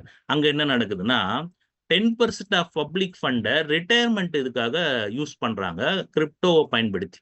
So bitcoin packed ETF மூலிமா இன்வெஸ்ட் பண்ணி என்ன பண்றாங்க, ரிட்டையர்மெண்ட் வந்து கொடுங்க. எப்பவுமே வந்து ஒரு கவர்மெண்ட் ரிட்டையர்மெண்ட் ஃபண்டை வந்து மேனேஜ் பண்ணுதுன்னா ரொம்ப ரொம்ப கேர்ஃபுல்லா பண்ணுவாங்க. ஏன்னா அவங்களோட வாழ்வாதாரமே அதானே, இவ்வளவு நாள் நாட்டுக்காக உழைச்சாங்க. அப்ப அவங்களோட ரிட்டையர்மெண்ட் லைஃபை செக்யூர் பண்ணணும்னு ரொம்ப அக்கறையோட தான் அதை பார்ப்பாங்க. அதுக்கு நிறைய அப்ரூவல்லாம் வாங்கணும். அந்த இடத்துல இப்போ கிரிப்டோ உள்ள நுழைஞ்சிருக்குன்னா இது எப்படி ஒரு ட்ரஸ்டடான ஒரு லைஃபை கொடுக்கும்ன்றது அவங்க புரிஞ்சுட்டாங்களா, இது நமக்கு திரும்ப திரும்ப நாம நினைச்சது சரிதான்றதை ஸ்ட்ரென்தன் பண்ணுதுல்ல, அதுக்காக தான் நம்ம இதை பார்க்குறோம். ஸோ போர்ட் ஆஃப் ட்ரஸ்டீஸ் வந்து இதை அப்ரூவல் பண்ணியிருக்காங்க. Moving from limiting crypto donation to exploring bitcoin ETF. இந்த கன்சாஸ் மாநிலம் என்ன ஆகுதுன்னா கிரிப்டோவில் டொனேஷனையே அப்ரூவ் பண்ணாத ஒரு ஸ்டேட், கிரிப்டோவில் டொனேஷன்லாம் பண்ணக்கூடாதுன்னு சொன்ன ஒரு ஸ்டேட் இன்னைக்கு என்னவா டிரான்ஸ்ஃபார்ம் ஆயிருக்கு, பிட்காயின் ETF ரிட்டையர்மெண்ட்லேயே கொண்டு வந்திருக்காங்கன்னா எவ்வளவு பெரிய டிரான்ஸ்ஃபர்மேஷன் பாருங்க. நாம போய் ஒருத்தர்கிட்ட சொன்னோம், அவரு புரிஞ்சுக்கவே இல்லையே, அடாப்ட் ஆனதே தெரியலையேன்னு வருத்தப்படாதீங்க. ஒரு கவர்மெண்ட்டுக்கே என்ன பண்ணுது, புரிதலே இப்பதான் ஏற்பட்டிருக்கு. ஆனா நம்மளோட கம்பெனிக்கு 2016ல இருந்தே புரிதல் வந்து வந்துருச்சுன்னும் போது நாம எவ்வளவு பாயினியர்னு பாருங்களேன். இங்க இருக்கிற நிறைய பேர் 5 வருஷம் 6 வருஷம் 8 வருஷமா இந்த இண்டஸ்ட்ரியில் இருக்கிறவங்கன்னா இப்ப கவர்மெண்ட்டுக்கு இப்ப தெரியுதுன்னா அதுக்கு முன்னாடி நமக்கு தெரிஞ்சா நம்ம பெரிய ஆள் தானே. ஸோ அந்த வகையில வந்து மீண்டும் ஒரு ஆர்மனுக்கு ஒரு மனமார்ந்த நன்றியை தெரிவிச்சுக்கலாம். ஸோ அடுத்து கோல்ட்மேன் சாக்ஸ், இவர் யாருன்னா மியூச்சுவல் ஃபண்டோட ஒரு பெரிய ஜெயிண்ட். அவர் என்ன சொல்றாரு பிட்காயின் பத்தி அப்படின்னு தெரிஞ்சுன்னா, it is an interesting speculative அசெட்ன்றார். எவ்வளவு ஸ்பெகுலேட்டிங்னா அந்த ஃபிளக்சுவேட் ஆகும்ல, மேல கீழே போயிட்டு போயிட்டு வரும் அசெட்ஸ், இந்த ஷேர்ல அந்த மாதிரி ஒரு ஸ்பெகுலேட்டிவ் அசெட் தான். ஆனா ஒரு இன்ட்ரெஸ்டிங்கான ஸ்பெகுலேட்டிவ் அசெட் அப்படின்னு நம்ம டேவிட் சாலமன் வந்து இதை சொல்றாரு. அவர் சொல்றதுக்கான காரணம் என்னன்னு பாத்தீங்கன்னா, it's being research Goldman socks reduce friction in the financial system. So இன்னைக்கு இருக்கிற அந்த ட்ரெடிஷ்னல் ஃபினான்சியல் சிஸ்டமோட அந்த ஃபிரிக்ஷன், அதில் இருக்கிற அந்த பிரச்சனைகள்லாம் சால்வ் பண்றதுக்காக எதை பார்க்குறாரு, பிட்காயினை பார்க்குறாரு, கிரிப்டோவை பார்க்குறாருன்றத முக்கியமான விஷயம். அண்ட் இன்னொரு இது என்ன சொல்றாருன்னா, acknowledge that regulatory restriction currently prevents banks from owning engaging the bitcoin directly. Regulation இது என்ன சொல்லுது, இப்போ பேங்க் டைரக்டா ஹோல்ட் பண்றத கொஞ்சம் ரெஸ்ட்ரிக்ட் பண்ணுது, இதை ஃப்ரீ பண்ணி விடணும்னு சொல்லிட்டு யார் சொல்றது, வேர்ல்டோட ஒரு ஒரு ஜெயிண்ட், மியூச்சுவல் ஃபண்டோட ஜெயிண்ட்னே சொல்லலாம். அவர் வந்து சொல்றானும் போது கவர்மெண்ட் ரெஸ்பாண்ட் பண்ணோம்ல, அதனால தான் இந்த SAB 121 கொண்டு வந்து யூஎஸ்ல ஒரு பெரிய சேஞ்சஸ் வந்து நடக்க ஆரம்பிச்சிருக்கு. ஏன்னா இவங்களோட பார்வையுமே என்ன பண்ணுது, கிரிப்டோ இன்னும் கொஞ்சம் ரெகுலேட் பண்ணி ஃப்ரீயா மக்கள் கையில போய் சேரணும் பேங்க் மூலியமான்றது இவரோட சஜஷனா இருக்கு. நிச்சயமாவே அது வந்து சேரப்போகுதுன்றது உங்களுக்கு நான் சொல்லி தெரியணும்னு அவசியம் இல்லை. அடுத்து டொர்னாடோ கேஷ், இது எதுக்கு சார் இதை பத்தி பேசணும், நாம இருக்கிறது இன்னைக்கு பிரைவசிங்க. ஸோ பிரைவசி செக்டாருக்கு எவ்வளவு ஃபேவரா இந்த உலகம் மாறிட்டு வருதுன்றத நம்ம அதையுமே சேர்த்து தான் நம்ம கண்ட்ரி ஹெட் கொடுப்பாரு. ஸோ அந்த வகையில வந்து டொர்னாடோ கேஷுக்குன்ட்டு ஒரு பிரைவசி ரிலேட்டடான ஒரு கிரிப்டோங்க. அதுல வந்து சில கேஸ் எல்லாம் போட்டு யூஎஸ்ல ஃபைல் ஆச்சு. அப்போ என்ன பண்ணா அதுல சாங்ஷன்ஸ் வந்து கொடுத்தாங்க. அது காரணம் என்ன சொன்னாங்கன்னா, அவங்க வந்து நார்த் கொரியனோட லாசரஸ் குரூப் அவங்களோட டைப் வச்சிருந்து அவங்க வந்து ஒரு இல்லீகல் ஆக்டிவிட்டியில வந்து பங்கெடுத்தாங்க அப்படின்ற மாதிரி ஒரு கேஸ் நடந்துட்டே இருந்துச்சுங்க. இப்போ அமெரிக்காவோட கோர்ட் என்ன முடிவு கொடுத்துருக்குன்னா, ruled out cash smart contracts cannot be considered as property. அதை வந்து ஒரு பெரிய சொத்தாவோ அதுக்கு அகெயின்ஸ்டாவோ நாங்க ட்ரீட் பண்ண முடியாதுன்னு அந்த கேஸை குவாஷ் பண்ணிட்டாங்க. அப்போ பிரைவேசி கொடுக்கறது அந்த இது வந்து privacy enhancing crypto technology support பண்ற மாதிரி இந்த முடிவு வந்திருக்கு. நாம இதெல்லாம் தெரிஞ்சுதாங்க முதல்ல நிறைய ரெகுலேட்டரி சேலஞ்சஸ் வரதான் செய்யும். ஆனா முடிவுல வந்து நமக்கு தான் ஃபேவரா வரும்ன்றதுனால முன்னாடி தெரிஞ்சுதான் நாம இந்த இண்டஸ்ட்ரியில இறங்கிட்டு இருக்கோம். அது இந்த ஜட்மெண்ட் மூலியமாவே நமக்கு ப்ரூவ் ஆகுதுன்றது முக்கியமான விஷயம். நெக்ஸ்ட் பிரைவேசி செக்டார் எப்படி எமர்ஜ் ஆகும்னு நம்ம பார்த்துக்கலாம். அடுத்தது இவங்க வந்து என்ன சொல்லுவோம், இது ரொம்ப முக்கியமானதுங்க. எவ்வளவுதான் டெக்னாலஜி வந்து நம்ம ஹை எண்டுக்கு அதை டெக்னாலஜி தவிர்க்க முடியாது. இப்ப நம்ம என்ன அந்த டெக்னாலஜியை ஹேண்டில் பண்ண தான் நம்ம பார்க்கணுமே தவிர, அதை தவிர்த்துட்டு நம்மளால வாழவே முடியாது. ஆனா டெக்னாலஜி என்னைக்குமே ரிவர்ஸ்ல போகாது.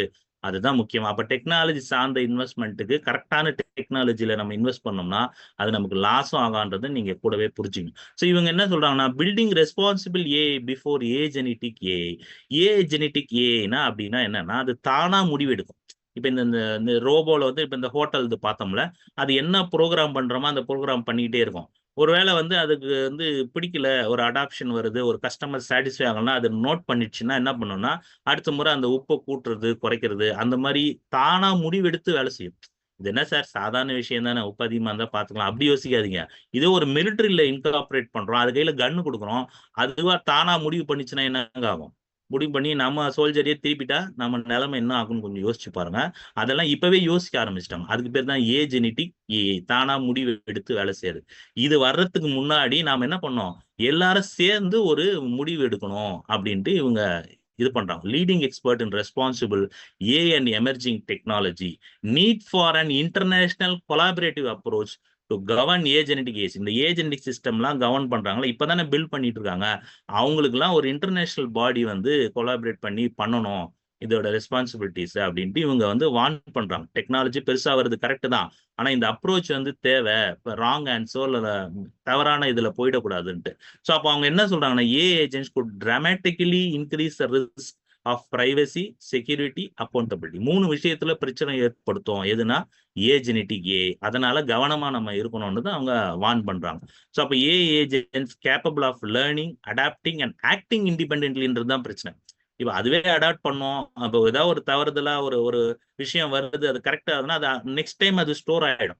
இந்த அளவுக்கு உப்பு போட்டா நல்லா இருக்கு அப்படின்னு தெரிஞ்சிச்சுன்னா வச்சுங்களேன், அது கரெக்ஷன் வரும்போது அதையும் ஸ்டோர் ஆயிட்டு நெக்ஸ்ட் டைம் நம்ம சொல்லவே வேணாம், அதுவே அந்த அளவுக்கு மாத்திடும். ஸோ அந்த மாதிரி ஆக்டிவ் இண்டிபெண்டன்ட் இருக்குல்ல, அதனால நம்ம இது பண்ணணும். Requires a comprehensive responsible AI framework to mitigate biases, security flaws, potential society ஹார்ம்ஸ்லாம் இல்லாம இருக்கணும்னா இப்பவே நம்ம ஒரு முன்னெச்சரிக்கை நடவடிக்கையா இந்த இன்டர்நேஷனல் கொலாபரேஷன் கொண்டு வரணும்ட்டு இவங்க சொல்லியிருக்காங்க. இது வந்து முக்கியமானதாகவும் நானுமே பார்க்குறேன். அந்த இடத்துல தான் வந்து பிளாக் செயின் வரும், அப்புறம் பிரைவசி பேஸ்டு பிளாக் செயின் வரும்ன்றது இந்த இடத்துல நம்ம யோசிக்கலாம்னு கேட்டுக்கிறேன். ரைட் சார், இது எல்லாமே பார்த்துரும். இன்டர்நேஷனல் லெவல் இவ்வளவு தூரம் போயிருக்கு. அடுத்து என்ன டோட்டல் மார்க்கெட் கேப் வந்து பார்க்குறோம். ஸோ இது வந்து as on January 20th 3.73 trillion வந்து ரிஜிஸ்டர் பண்ணியிருக்கிறோம். பெரிய நல்ல விஷயம் தான். அண்ட் ஆல்ட் காயினோட மார்க்கெட் கேப், பிட் காயினை தவிர்த்து இருக்கிற காயின்ஸ் எல்லாமே ஆல்ட் காயினுங்க. ஸோ அந்த ஆல்ட் காயின்ல நம்ம பெல்டெக்ஸுமே one of the alt coin. So அப்போ மந்த்லி ஹை வந்து எப்போ போயிருக்குன்னா 1.66 ட்ரில்லியன், $1.5 லட்சம் வெறும் ஆல்ட் காயின்ல மட்டுமே ஃபிளரிஷ் ஆயிருக்கு. இது என்னைக்கு ஆஸ் ஆன் ஜனவரி 2025 அப்படின்னு தெரிஞ்சுக்கலாம். இப்போ வந்து நம்ம அடுத்த செக்ஷனுக்கு போறோங்க. சரி, ஊரெல்லாம் பேசுறது போதும், பெல்டெக்ஸ் எப்படிங்க வளர்ந்துருக்கு அப்படின்னு நமக்கு ஒரு ஆர்வம் வரும்ல, அதை வந்து நம்ம பார்க்கலாம். காயின் ஜெப்டோல ஒரு புது கேட்டகரியில பெல்டெக்ஸ் நுழைஞ்சிருக்கு ஜனவரியில. ஏஐல வந்து உள்ள வந்திருக்கும். இப்போ எவ்வளவு நேரம் ஏஐ பத்தி எல்லாம் நிறைய பேசிட்டோம்ல, அப்போ நம்மளோட பிளாக் செயின்லயும் ஏஐ ப்ராஜெக்ட்ஸ் வந்து அதை லிஸ்ட் பண்ணியிருக்காங்க, ரெகக்னைஸ் பண்ணியிருக்காங்க. காயின் ஜெப்டோல முதல்ல வந்துச்சுங்க. ஸோ அது வந்து ரொம்ப ரொம்ப ஒரு விசேஷமா பார்த்தோம். அதை பத்தின டீட்டெயில்ஸ் எல்லாமே ஷேர் பண்ணி, இது ஜனவரி 20 நடந்தது. அடுத்தது வந்து பாத்தீங்கன்னா அதே மாதிரி காயின் மார்க்கெட் கேப்லுமே என்ன ஆயிடுச்சு, லிஸ்ட் ஆயிடுச்சுன்றது முக்கியமான விஷயம். அங்க வந்து பாருங்க, பல லட்சம் கோடி வந்து அதுல ஆர்டிபிஷியல் மார்க்கெட் கேப்ல வந்து இருக்கு. அதுல பெல்டெக்ஸும் லிஸ்ட் ஆயிட்டு நம்ம டாப் 20க்குள்ள வரோன்றது எவ்வளவு பெரிய விஷயம்னு பாருங்க. ஏன்னா ஒரு பிளாக் செயின்ல ஒரு ப்ராஜெக்ட் தான் இருக்குன்றத ஹிஸ்டரிய மாத்தி இன்னைக்கு ட்ரெண்டிங்கா இருக்கிற எல்லாத்துலயுமே என்ன பண்ணும், பெல்டெக்ஸ் பிளாக் செயின்ல ப்ராஜெக்ட் பண்ண முடியும்னு மீண்டும் மீண்டும் நிரூபிச்சிருங்க. அந்த மாதிரி இன்னைக்கு ட்ரெண்டிங்கா பார்க்கப்படுறது ஏஐங்க. அந்த ஏஐ கேட்டகரியில என்ன பண்ணிருக்கு, நாம வந்துரும். இதனால நமக்கு என்ன சார் யூஸ்னா, ஒரு இன்வெஸ்டர் ஆங்கிள் இருந்து யோசிக்கலாம். தனித்தனி காயினை தனித்தனி செக்டார் டெக்னாலஜிக்காக செலக்ட் பண்றது, ஒரே காயின்ல எல்லா ப்ராஜெக்டும் இருக்கணும் போது அங்க நிறைய யூசர்ஸ் வரும்போது ப்ராஃபிட் அதிகம்னு யோசிப்பாங்களா இல்லையா? அப்ப நம்ம இதுல அடாப்ஷன் அதிகமாகும் போது பெல்டெக்ஸோட பிரைஸும் சரி கண்டிப்பா இதாகும்ன்றது, இன்க்ரீஸ் ஆகணும் நம்ம எல்லாம் தெரிஞ்சிடணும். அதுக்காக தான் இது அப்படியும் பார்க்கணும்னு உங்க எல்லாரையும் கேட்டுக்கிறேன். அடுத்து காயின் மார்க்கெட் கேப்ல வந்து அந்த ஏஐ டேக்ல வந்தது 22 ஜனவரியில வந்து வந்திருக்கு. ஸோ அதுவுமே நம்ம ரொம்ப முக்கியமான விஷயமா ஜனவரியில வந்து பார்ப்போம். அண்ட் ரொம்ப ரொம்ப முக்கியமான விஷயம் என்னன்னா, டேஷோட இது நாம வந்து எப்பவுமே வந்து டேஷ்க்கு அப்புறமா தான் இருந்துட்டு வந்தோம். ஆனா இது மார்க்கெட் கேப் தாங்க. இன்னொரு புரிதலை நம்ம எடுத்துக்கணும். வால்யூம் அதிகமாச்சுன்னா நாம வந்து வந்துடலாம். ஒரு டெக்னாலஜி வச்சோ காயினோட குவாலிட்டி வச்சோ இந்த ரேங்க் கொடுக்கறது இல்ல. பேஸ்ட் ஆன் தான் வால்யூம், மார்க்கெட்ல எவ்வளவு வால்யூம் ட்ரேட் பண்ணுது அப்படின்றத பொறுத்து தான். அந்த வகையில ஜனவரியில முதல் முறையா நம்ம வந்து டேஷ் காயினை பின்னாடி தள்ளி பெல்டெக்ஸ் வந்து முன்னாடி வந்துச்சுன்றத நம்ம ஒரு பெரிய திருவிழா மாதிரி அன்னைக்கு பார்த்தோம். எல்லாருமே செலிப்ரேட் பண்ணியிருந்தோம். அதே இதுதான் வந்திருக்கு. இது ஜனவரி சுமார் நடந்த முதல் முயற்சி. கூடிய சீக்கிரம் நம்பர் 1க்கு வந்துரும்ன்றதுல நான் சொல்லி உங்களுக்கு தெரிய வேணாம். அடுத்தது வந்து பாத்தீங்கன்னா ஆர்டிகல் ஆன் காயின் டெலிகிராஃப்ல பெல்டெக்ஸ் பத்தி, பெல்டெக்ஸோட ஏஐ சிஸ்டம்ஸ் பத்தி பேசியிருக்காங்க. ரொம்ப ஒரு வண்டர்ஃபுல்லான ஒரு ஆர்டிகல். இதுல வந்து என்ன சொல்றாங்கன்னா, பெல்டெக்ஸோட ஏஐல கிட்டத்தட்ட 3 கோடி காம்போனன்ட் யூஸ் பண்ண போதாம். யோசிச்சு பாருங்க, 3 கோடி காம்பவுண்ட்னா நம்ம என்ன கேட்கறோமோ அவனை வந்து ஒரு வேர்டு போட்டாலே அது மற்ற வேர்டு எல்லாம் ஃபில் பண்ணிக்கும். சம்மரைஸ் பண்ணி தர சொன்னா சம்மரைஸ் பண்ணும். இந்த மாதிரி நிறைய விஷயங்கள் பீசாட்லயும் ப்ரௌசர்லயும் வரப்போகுது. ஸோ அதை பத்தி இந்த ஆர்டிக்கல்ல சொல்லியிருக்காங்க. அதுக்கு தேவையான 3 கோடி தகவல், அதாவது 3 அந்த ஏஐ மாடல் வந்து 3 கோர்ஸ் காம்பனன்ட்ஸ் வந்து ஏஐல யூஸ் பண்ணுதுன்னு இந்த ஆர்டிக்கல்ல சொல்லியிருந்தாங்க. முடிஞ்சா நீங்களுமே படிச்சு பாருங்க, ரொம்ப இன்ட்ரெஸ்டிங்கா இருக்கும். இது காயின் டெலிகிராஃப்ல வந்து ஒரு ஆர்டிக்கல். அப்புறம் வேற யார் சார் நம்மளை பத்தி சொல்லியிருக்காங்கன்னா, காயின் டெஸ்க்ல ஒரு ஆர்டிக்கல் வந்துங்க. Confidential computing meets AI. So privacy, அதாவது கான்ஃபிடென்ஷியல் கம்ப்யூட்டிங் என்ன அர்த்தம்னா பிரைவசி தான். அது ரெகுலேட்டரி சேலஞ்ச்லாம் வருதுக்காக ஒரு சூப்பரான ஒரு பேஷனேட் இதுக்குள்ள நம்ம மாறி இருக்கோம். கான்ஃபிடென்ஷியல் கம்ப்யூட்டிங்குள்ளவே நம்ம போயிட்டோம். ஓகேவா? ஸோ அது வந்து மீட்ஸ் ஏஐன்றது தான் ரொம்ப முக்கியமான இண்டஸ்ட்ரி எதிர்பார்க்குற விஷயம். அத பெல்டெக்ஸ் செஞ்சிருக்குன்னு இந்த ஆர்டிக்கிள்ல ரொம்ப சூப்பரா சொல்லியிருக்காங்க. அதுல வந்து அந்த நம்ம கொண்டு வர அப்ளிகேஷன் ப்ரௌசர் இருக்கு, பிசாட் இருக்கு, இவிஎம்லாம் இருக்குல்ல, அந்த அப்ளிகேஷன் பத்தியும், சைட் செயின்ஸோட டெவலப்மென்ட் பத்தி இந்த ஆர்டிக்கிள்ல வந்து பேசியிருந்தாங்க. அது அது எல்லாமே சேர்ந்து நம்மள என்ன பண்ண போகுது, செக்யூரிங் டீசென்ட்ரலைஸ்ட் சிஸ்டம் நோக்கி நம்மள கொண்டு போகுதுன்னு 10th ஆஃப் ஜான்வரில வந்து இந்த ஆர்டிக்கிள் வந்து ரொம்ப சூப்பராவே பெல்டெக்ஸ் பத்தி பேசியிருக்கு. And article on bitcoin news. பிட்காயின மட்டுமே வச்சு போடக்கூடிய ஒரு காலங்கள்லாம் உண்டுங்க. நம்மள பத்தி பேச மாட்டாங்களான்னு எதிர்பார்த்த அந்த பிட்காயின் நியூஸ்ல வந்து பார்த்தீங்கன்னா, பெல்டெக்ஸோட web role of AI in powering Beldex dApps and side chain. அதே அந்த சைட் செயின் பத்தியும், அந்த ரோல வந்து எப்படி நம்ம வந்து எஸ்டாப்ளிஷ் பண்ண போறோம்ன்றத ஒரு டீட்டெயில்டு ஆர்டிக்கிளா வந்து இதுல குடுத்திருந்தாங்க. உண்மையிலேயே ஒரு சூப்பரான ஆர்டிக்கிள். அதுவுமே நீங்க படிச்சு வந்து தெரிஞ்சுக்கலாம். ஸோ இது வந்து 10th ஆஃப் ஜான்வரி வந்து பிட்காயின் நியூஸ்ல வந்து நம்மள பத்தி பேசியிருக்காங்க. And article on CMC coin market கேப்ல வந்து வர ஆர்டிக்கிளுமே ரொம்ப முக்கியமான ஆர்டிக்கிள். ஏன்னா ரேட்டிங் ஏஜென்சின்னு தெரியும்னா எல்லாருமே கிரிப்டோல இருக்கிற தெரிஞ்ச எல்லாருமே ஒரு முறையாவது விசிட் பண்ணி பார்ப்பாங்கன்னா அது காயின் மார்க்கெட் கேப் தான். ஸோ அப்படி பார்க்கும்போது அந்த ஆர்டிக்கிள் எத்தனை பேரை ரீச் ஆகும்ன்றது பாருங்க.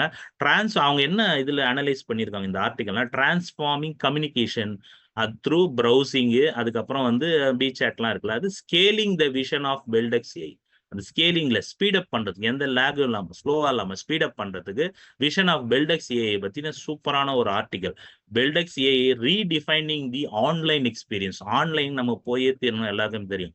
அப்படி ஆன்லைன்ல போனா எல்லா டூலுமே ஏஐ வச்சு பெல்டெக்ஸ் ரெடி பண்ணிட்டு இருக்கு அப்படின்னு இந்த ஆர்டிகல் ரொம்ப சூப்பரா சொல்லியிருந்து. இதுவுமே 10th ஆஃப் ஜனவரில வந்து வந்தது. இதெல்லாம் வந்தா என்னங்க நடக்கும் அடுத்து? கண்டிப்பா டாப் ட்ரெண்டிங் 6ல வந்து நாம தான் ஃபர்ஸ்ட் பிளேஸ்ல வரோன்றது பெரிய ஆச்சரியப்படுறதுக்கே இல்ல. இது ஜனவரி 19 வந்தது. இவ்ளோ விஷயங்கள் பெல்டர்ஸ் நடக்கும்போது நாம நம்பர் 1 வராம விட்டுருவோமா என்ன? ஸோ இன்னைக்கு ட்ரெண்டிங்ல இருக்கிற காயின்ஸ் இதான் முக்கியமான விஷயம். ரொம்ப நாளா நாங்க இருக்கோம். அதனால நாங்க வந்து பெரிய ஆள் அப்படி சொல்றதில்ல.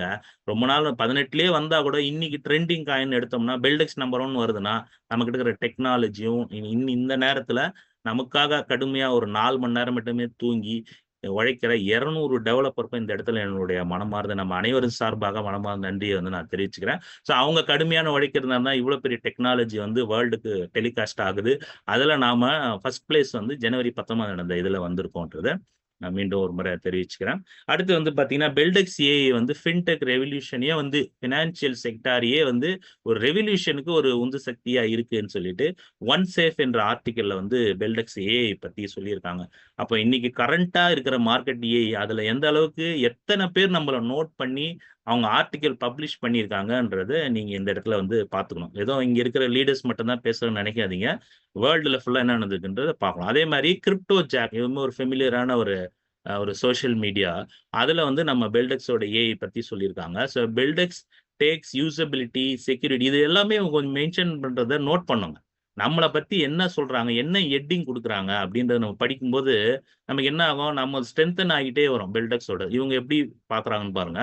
Tax usability and security to the next level with innovative dApps like BChat, BelNet, Beldex browser and now AI. இதோட சேர்த்து என்ன ஆகுது, ஏஐயும் கையில எடுத்திருக்குன்றது இந்த கிரிப்டோ சாட் 23rd ஆஃப் ஜனவரி வந்து நமக்கு ஆர்டிகிள் வந்து பப்ளிஷ் ஆயிருக்கு. Right sir. இவ்வளோலாம் நம்ம பார்த்துட்டோம். இண்டஸ்ட்ரியில வந்து இத்தனை விஷயம் நடந்திருக்கு. அப்ப ஜனவரியில என்ன நடந்திருக்கு அப்படின்றத ரோட் மேப்ல பார்த்தீங்கன்னா, push notification on BChat, Android. Push notification நம்ம வாட்ஸ்அப் பார்க்கும்போது மேல ஒரு மெசேஜ் வரும்ல, எந்த சைட்குள்ள இருந்தாலும் அந்த மாதிரி புஷ் நோட்டிஃபிகேஷன் வந்து பிசாட்ல, ஆண்ட்ராய்டுல லைவ்க்கு வந்திருக்கு. தயவுசெய்து எல்லாருமே பிசாட்ட டவுன்லோட் பண்ணி யூஸ் பண்ணி பாருங்க. அது அடுத்த ஸ்லைட்ல எப்படின்றது சொல்றேன். So push notification of BChat, iOS development complete ஆகி எலக்ட்ரான் வேலெட், வியூ ஒன்லி வேலெட்ட செக்யூரிட்டிக்காக.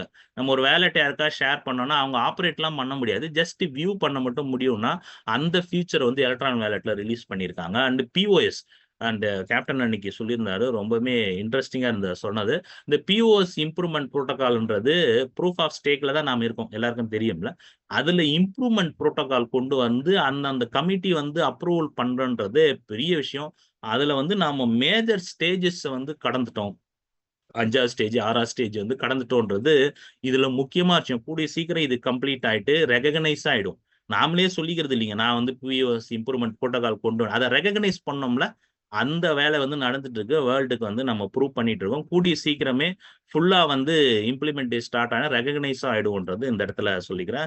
ரொம்ப முக்கியமான ப்ராஜெக்ட்.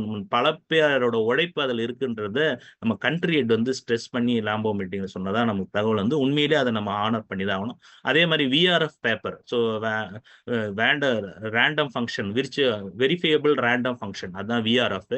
அதை கம்ப்ளீட் பண்ணதான் நம்ம பிரைவசி வந்து என்ஷூர் பண்ணுன்றது முக்கியமான விஷயம். அதுவுமே இம்ப்ளிமெண்டேஷன் வந்து ஸ்டார்ட் பண்ணியிருக்காங்க. இன்டகிரேட்டட் இன்டு ப்ரௌசர் அது வந்து இன்னொரு டெஸ்டிங் யூசர் டெஸ்டிங்ல இருக்கு.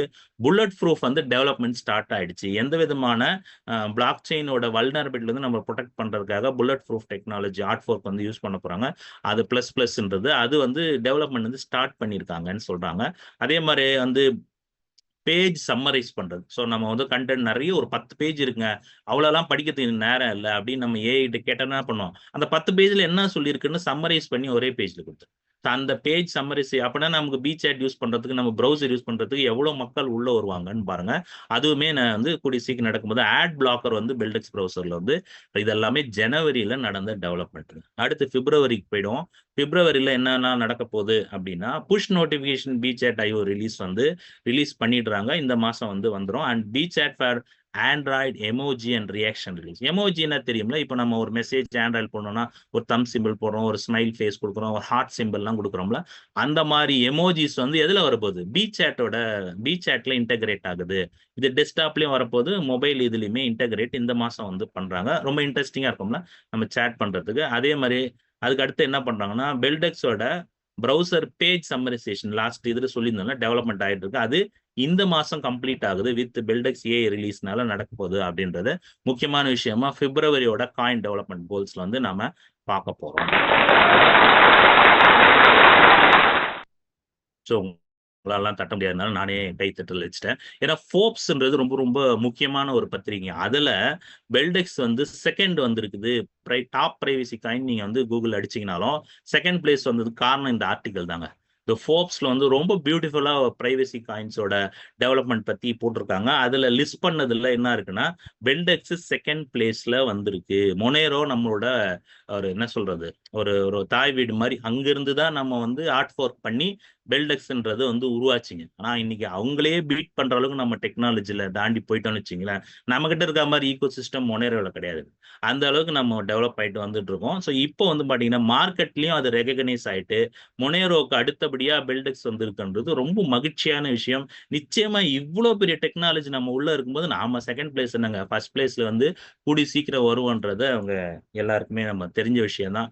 ஸோ நம்மளோட வெப்சைட் போய் பாருங்க. பிசாட் எப்படி சார் நான் யூஸ் பண்றதுன்னா, நம்ம வெப்சைட்டை யூஸ் பண்ணி நீங்க பிளே ஸ்டோர்ல கிடைக்கலனாலும் இந்த டவுன்லோட் ஏபிகே டவுன்லோட் பண்ணினா எந்த விதமான அப்ளிகேஷன் நம்மளால டவுன்லோட் பண்ணி இன்ஸ்டால் பண்ணி எக்ஸ்ப்ளோர் பண்ண முடியும். முதல்ல நாம தெரிஞ்சுக்கிட்டா, இங்க வந்திருக்கிற எல்லாருமே ஐடி போட்டு தான் வந்திருப்போம். நாம முதல்ல இதெல்லாம் பயன்படுத்தினாதான் நம்ம கம்யூனிட்டிக்கு கொண்டு போய் சேர்க்க முடியும் அப்படின்றது தான். பெல்நெட்டா இருக்கட்டும், ப்ரௌசரா இருக்கட்டும். இன்னொன்னு பாருங்க, கமிங் சூன்னு ஒரு இதுவும் வைக்கிறாங்க. இதெல்லாம் நான் புதுசா எங்கிருந்து எடுக்கலைங்க, நம்ம வெப்சைட்ல இருந்து தான் எடுக்குது. அதனால நீங்க வெப்சைட்டை போய் பாருங்க, பெல்டெக்ஸ்.ioல உங்களுக்கு எல்லாமே வந்து கிடைக்கும்.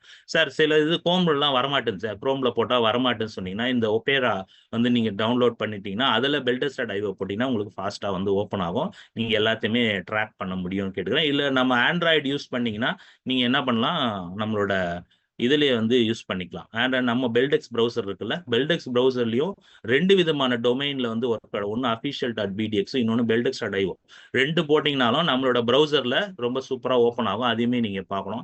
அண்ட் ஆர்மன்ல நேத்து ஒரு நான் விஷயம் நோட் பண்ணேன். யூசுவலா நம்ம வித்ட்ராவலுக்காக பாஸ்வேர்ட் சேஞ்ச் பண்ணோம்னா உடனே வித்ட்ராவல் பண்ணிட்டு இருந்தோம். இப்போ செக்யூரிட்டி கன்சர்னுக்காக என்ன பண்றாங்கன்னா, பாஸ்வேர்டை மாத்தணும்னா 10 நாளைக்கு எக்ஸ்சேஞ்ச் வித்ட்ராவல் போட முடியாது. ஸோ அதனால பாஸ்வேர்ட் மாத்துறதுக்கு முன்னாடி நீங்க கொஞ்சம் யோசிச்சீங்க, அதை ஞாபகப்படுத்த முடியுமான்னு பாருங்க. இல்லைன்னா இமீடியட்டா வித்ட்ராவல் பண்ணோம்னா நம்ம பண்ண முடியாது. இப்போ பாஸ்வேர்டை மாத்திட்டோம்னா நம்ம வந்து 10 நாள் வெயிட் பண்ணணும் எக்ஸ்சேஞ்ச் வித்ட்ராவல் போடுறது. ஓகேவா? இந்த அனௌன்ஸ்மெண்ட் வந்தது உங்களோட ஷேர் பண்ணணும்னு நினைச்சேன். ஸோ அதுவுமே பார்த்துருக்கோம். ஸோ இது வேர்ல்டோட எக்கனாமி எப்படி மாறும் 2030ல பிளாக் செயினோட இதுன்னு பார்த்தீங்கன்னா, யூஎஸோட கான்ட்ரிபியூஷன் 1.76 ட்ரில்லியன் 2030க்குள்ள குளோபல் எக்கனாமில பிளாக் செயின் கான்ட்ரிபியூட் பண்ண போகுது அப்படின்னு சொல்லியிருக்காங்க. இதுல ஒவ்வொரு நாடுமே போட்டிருக்கு. ஸோ இந்தியாவுமே பார்த்தீங்கன்னா $62.2 பில்லியன் வந்து டாலர் வந்து இந்த 2030க்குள்ள ஒரு பெரிய ஃபண்ட் வந்து உள்ள வரப்போகுது. இந்த பிளாக் செயின் வந்து வேர்ல்டுல வந்து பெருசா மாறப்போகுதுன்றதுக்கு ஒரு சர்வே வந்து வந்திருந்து அதுவுமே உங்களோட நான் ஷேர் பண்ண நினைக்கிறேன். அப்போ 2030ல 1756 பில்லியன் டாலர் வந்து இந்த பிளாக் செயின்ல அது வேர்ல்டு எக்கனாமில 1.4% வந்து பிளாக் செயின்ல வரப்போகுது அப்படின்றத தெரிஞ்சுங்க. ஸோ நாம எவ்வளவு சீக்கிரமா வேகமா இதை வந்து நம்ம பயன்படுத்தணும்ட்டு இந்த புல் மார்க்கெட்டை இதுல இருந்து உங்களுக்கு தெரிஞ்சிருக்கும்னு நினைக்கிறேன். ஸோ அது மட்டும் இல்லாமல் இது கொஞ்சம் ஸ்க்ரீன்ஷாட் எடுத்து வச்சுக்கோங்க. இது என்னன்னா அப்ரிவேஷன். நிறைய இடத்துல நம்ம ஐஎம்எஃப் ஏதாவது ஒரு ஆர்டிகல் படிக்கிறோம்னா இந்த மாதிரி சின்ன சின்ன ஷார்ட் ஃபார்ம் தான் யூஸ் பண்ணுவாங்க. ஐஎம்எஃப் இப்படி சொல்லிச்சு அப்படின்னா என்னன்னு தெரிஞ்சுக்கிறதுக்காக நான் உங்களுக்கு இந்த கிளாசரி வந்து காமிச்சிருக்கேன். இன்டர்நேஷனல் மானிட்டரி ஃபண்டு, எஃப்எஸ்பின்னா என்னங்க, ஃபினான்ஷியல் ஸ்டெபிலிட்டி போர்டு, அந்த மாதிரி சிடிஎஃப்னா என்ன, கவுண்டர் டெரரிசம் ஃபினான்சிங். சிடிஎஃப் தான் இது சொல்லுது அப்படின்னா யார் அவங்க. அதே மாதிரி ஆர்டபிள்யூஏன்றது நம்ம நிறைய இடத்துல யூஸ் பண்ணுவோம், ரியல் வேர்ல்ட் அசெட்னு அர்த்தம். அந்த மாதிரி நமக்கு இந்த ஷார்ட் ஃபார்ம்ல வந்து அதோட அப்ரிவேஷன் இருந்து இது உங்களுக்கு யூஸ்ஃபுல்லா இருக்கும்னு இங்கே ஷேர் பண்றேன். ஸ்கிரீன்ஷாட் எடுத்து வச்சுட்டு நீங்க எல்லாம் தெரிஞ்சுக்கிட்டோம்னா ஏதாவது ஒரு ஆர்டிகல் படிக்கும்போது எதை ரிலேட் பண்றாங்கன்றதை நம்ம புரிஞ்சுக்க முடியும். ஓகேவா? ஸோ அதுக்காக இந்த அப்டேஷன் உங்க எல்லாருமே பயனுள்ளதா இருக்குன்னு நினைக்கிறேன். வாய்ப்பளித்த நல்ல உள்ளங்களுக்கு நன்றி பாராட்டி விடைபெறுகிறேன். நன்றி. S, congrats. சாம்பியன்ஸ் எப்படி இருந்தது இன்னைக்கு? கிட்டத்தட்ட ஒரு 1 hour பவர் பேக்கடா போச்சு இல்லைங்களா? எஸ்ங்க. ஏன்னா நம்ம கரெக்டா இந்த புல் மார்க்கெட்டை நம்ம அறுவடை பண்ணணும்னா இந்த மாதிரி விஷயங்கள்லாம் நம்ம தெரிஞ்சிருந்தா மட்டும்தான் நம்ம பெரிய அறுவடை பண்ணணும்.